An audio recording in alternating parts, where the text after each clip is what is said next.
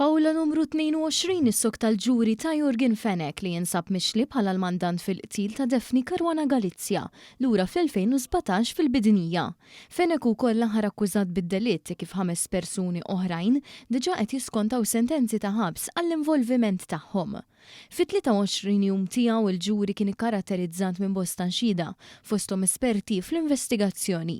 L-ewwel li tilet fuq il-pedana kienet ir-reġistratur tal-qorti Stephanie Kalanfato Testa fejn għamlet referenza għal pendrive importanti fl-investigazzjoni li fil-bidu ma setax tinfetaħ. Spjegat li kienet ingħatat password ġdida biex jaċċessaw l-informazzjoni.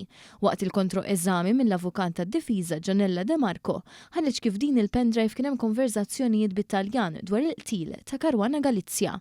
Fil-fatt intqal kif il-prosekutur ta' Ragusa kien bagħat ittra lil Filip Gallia Farrugia li llum il-ġurnata jservi bħala maġistrat dwar numru ta' persuni ta' interess f'dan il-każ.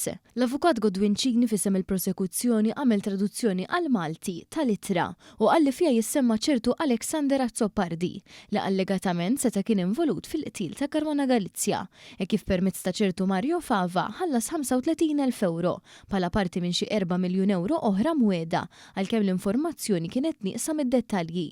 Xedet ukoll l-uffiċjal tal-Pulizija Michel Camilleri li fl-2019 kienet uffiċjal tax-xena tar-rejat. Fix-xhieda tagħha spjegat kif is-26 ta' Novembru ta' dik is-sena kienet mitluba tmur f'dar fil-Mellieħa biex jiġbru xi apparat elettroniku.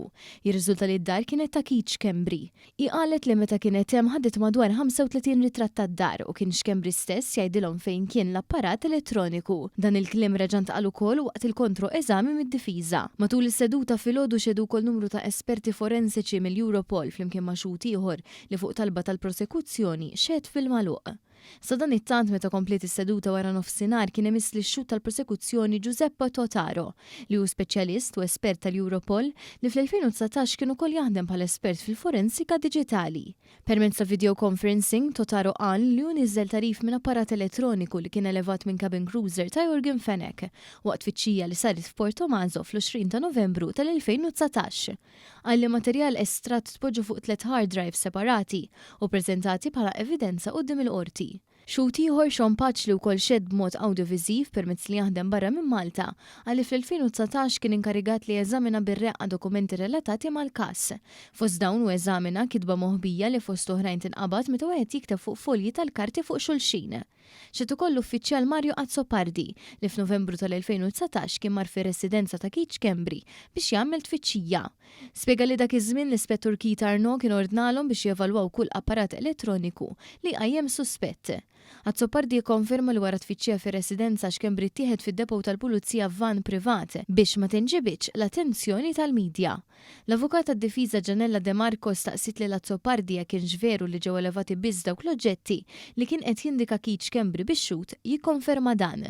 Xedet Marisa Kassar esperta mqabbda mill-qorti li konfermat id-DNA tal-katavru kien kompatibbli ma' dak ta' Defni Caruana Galizia. Dan fil-waqt li konfermat li d-DNA fuq bolla ma' itra bi kliem ta' teddid li ntbatet lill-avukat tal-istess Caruana Galizia kellha ġenetika maskili. Il-ġuri jissokka it-tlieta filgħodu.